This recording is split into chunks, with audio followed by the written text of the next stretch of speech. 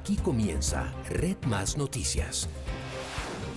Buenas noches. Hemos preparado un completo retrato del actual conflicto internacional. Siria es el teatro de operaciones y un ataque con agentes químicos perpetrado por el régimen de Bashar al-Assad fue la gota que rebosó la copa y provocó un bombardeo de precisión promovido por Estados Unidos, Reino Unido y Francia. Bienvenidos a esta emisión especial en Red Más Noticias fin de semana. Infants and children.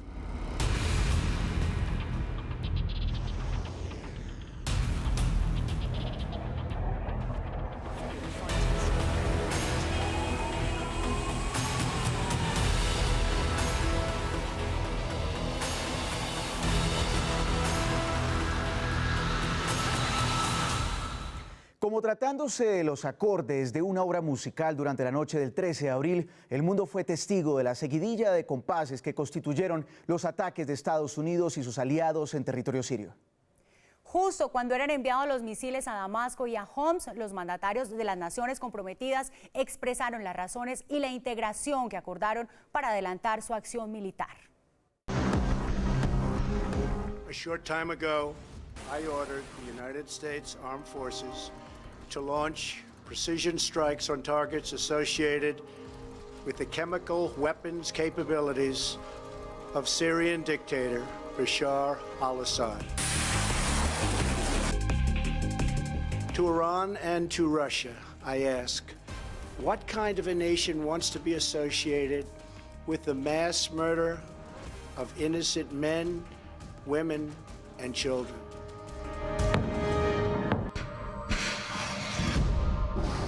I will say this, the United States has a lot to offer. With the greatest and most powerful economy in the history of the world. This is the first time as Prime Minister that I have had to take the decision to commit our armed forces in combat. We cannot allow the use of chemical weapons to become normalized within Syria, on the streets of the UK, or anywhere else in our world.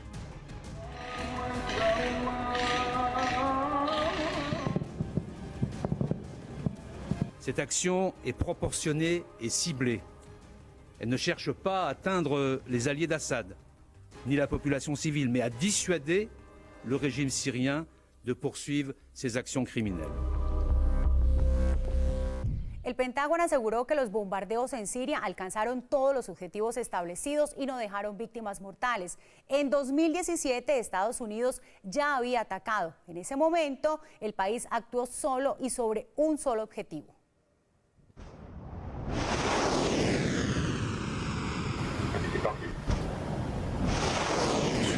Los ataques realizados en Siria por Estados Unidos, Francia y Reino Unido se concentraron en un centro de investigación y 2 depósitos de armas químicas del régimen de Bashar al-Assad. El Centro de Investigación y el Desarrollo de Barzaj estaba ubicado en el noreste de Damasco y en la provincia de Homs los otros 2 puntos, un almacén de armas químicas y un búnker. Según el Departamento de Defensa de Estados Unidos, se escogieron porque estaban relacionados con el ataque de la semana pasada con armas químicas. Todos estos objetivos contenían gas de cloro y el agente nervioso sarín. Las instalaciones del centro investigativo fueron alcanzadas con 77 misiles, mientras que 29 impactaron contra los otros 2 puntos, un total de 105 misiles. Según el Pentágono, los bombardeos alcanzaron con éxito todos sus objetivos y confirmó que ninguno fue interceptado, desmintiendo así la afirmación de Rusia, quien había manifestado que gran cantidad de los misiles habían sido obstaculizados por las fuerzas sirias. El Departamento de Defensa también informó que no tienen constancia de víctimas civiles. Francia aportó a la operación 4 aviones de combate y 4 buques de guerra. Reino Unido participó con 8 aviones y Estados Unidos con un destructor, un submarino y 5 aviones de combate. Y así amanecieron hoy los 3 blancos del ataque. Por su parte, el mandatario estadounidense aseguró que no habría podido tener un mejor resultado y lo declaró como una misión cumplida. Y nos acompaña a esta hora Marcos Pecker, profesor universitario, director de la Comunidad Judía de Colombia y experto en asuntos de Oriente Medio. Bienvenido a Red Más Noticias. Muchas gracias por la invitación, un saludo a toda la audiencia y bueno, otra vez acá. Bueno, gracias por su participación en el programa. Estados Unidos, en la coyuntura de la geopolítica, movió una ficha en el tablero más explosivo del planeta. Con esta situación, ¿qué piensa o qué puede hacer Rusia, que es el verdadero patrón de lo que ocurre en Siria? Bueno, mira, hay que tomar las cosas con la proporción debida. Hubo un ataque un poco más fuerte que el que hubo hace un año a 3 objetivos específicos. Rusia sabía anteriormente del ataque. Fueron 3 objetivos relacionados con el programa de armas químicas de Siria. No se atacó ninguna base rusa, no se atacó ningún objetivo ruso. Por lo tanto, la reacción de Rusia habrá que ver cómo va a ser. Obviamente que hubo muchas declaraciones antes, porque esto fue crónica de un ataque anunciado. Lo anunció Trump en un trino muy claro, dijo que caerán unos misiles muy bonitos, muy smart y muy precisos, y lo había anunciado en un trino, y Trump ha demostrado en su tiempo en la presidencia que lo que él dice lo hace. Debido al trino y debido a las amenazas previas, pues Putin también habló.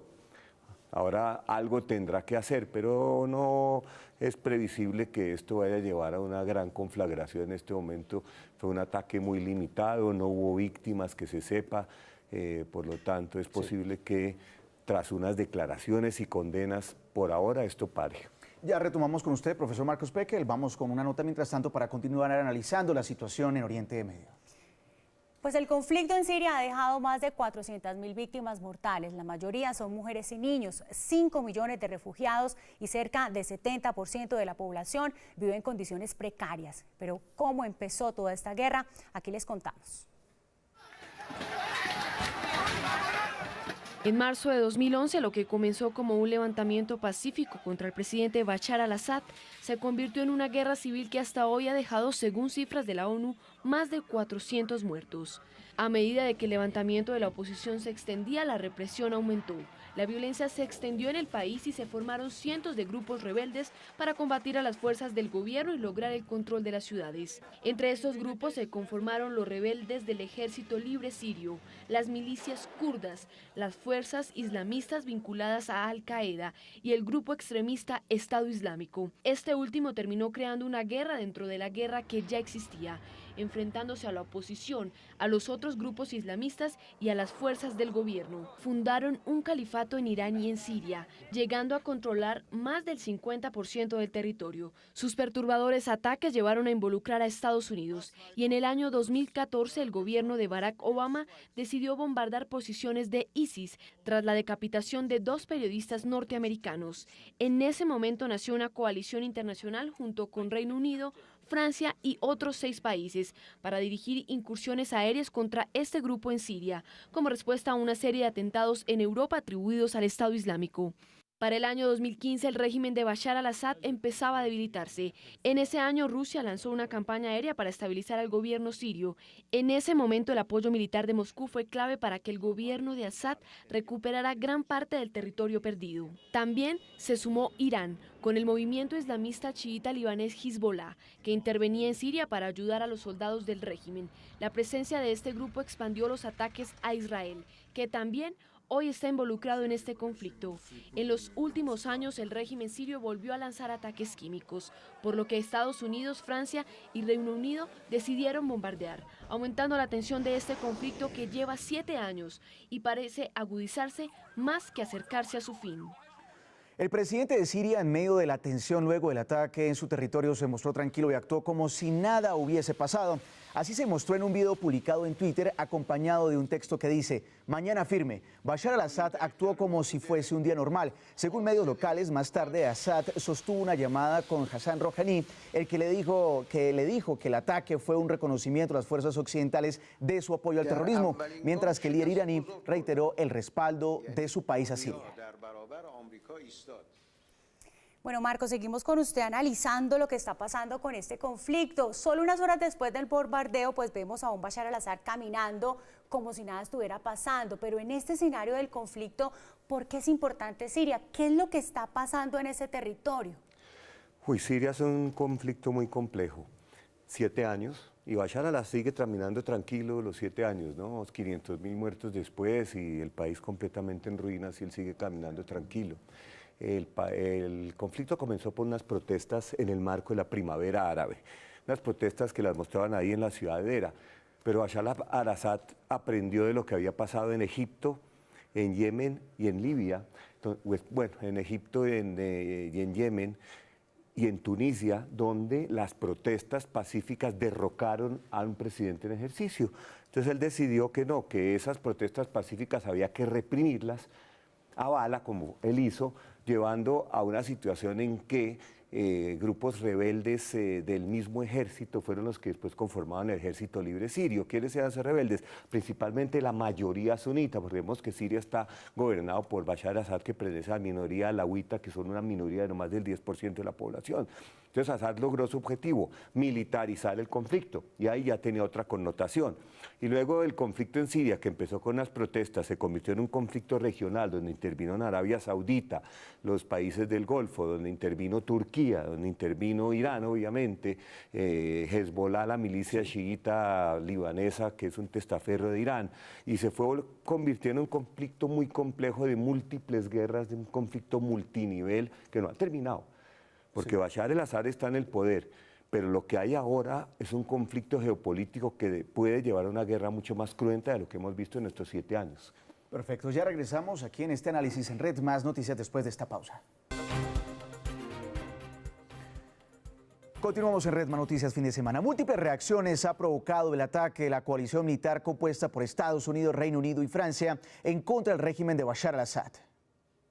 La ministra de Defensa de Francia, Florence Parly, manifestó que este ataque logró debilitar las fuerzas del gobierno sirio. Los objetivos militares se han logrado y la capacidad de Siria para diseñar, producir y almacenar armas químicas se ha debilitado considerablemente. La primera ministra del Reino Unido, Theresa May, manifestó que la coalición militar hizo lo posible para que no hubiera víctimas mortales. Como discutí con el presidente Trump, fue un ataque limitado, dirigido y efectivo con límites claros que buscaban evitar la escalada e hicieron lo posible para evitar víctimas civiles. Por su parte, Estados Unidos manifestó complacencia por sus fuerzas armadas y la actitud de sus aliados. No podíamos estar más orgullosos de nuestras fuerzas estadounidenses y nuestros aliados, que llevaron a cabo este ataque con tanta profesionalidad y que lograron un éxito extraordinario. La OTAN, que reúne las potencias de Occidente, respaldó contundentemente el ataque a las fuerzas sirias. Los aliados de la OTAN expresan su total apoyo a las acciones de la noche anterior,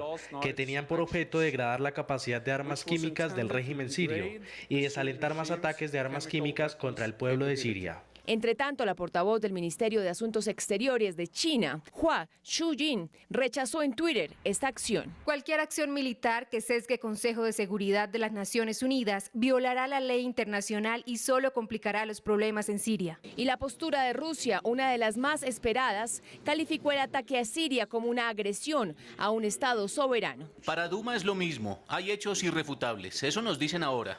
Lo hacen para justificar los ataques que adelantaron, pero nada está demostrado, excepto las menciones en medios y redes sociales. El presidente de Colombia y Premio Nobel de Paz, Juan Manuel Santos, condenó el uso de las armas químicas y respaldó así los ataques. Siempre ha condenado y siempre condenará el uso de armas químicas por parte de cualquier actor, Estado, y en cualquier circunstancia. Entre tanto, hoy el Consejo de Seguridad de la ONU rechazó la resolución rusa sobre Siria, que condena los ataques aéreos conjuntos de los Estados Unidos, Francia y Reino Unido.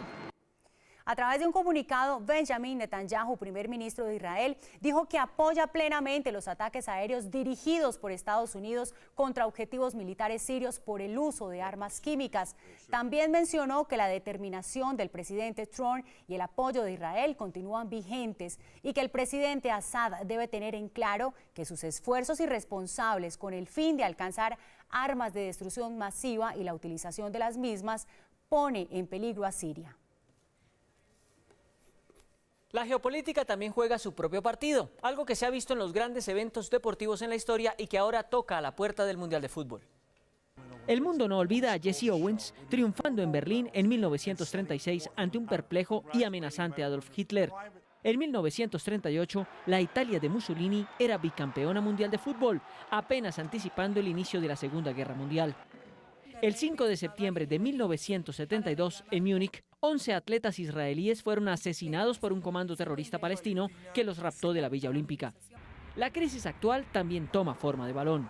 Rusia es sede de la Copa y aliado del régimen sirio, mientras que Inglaterra y Francia son los principales amigos de Estados Unidos en términos de la respuesta armada a los supuestos ataques con armas químicas.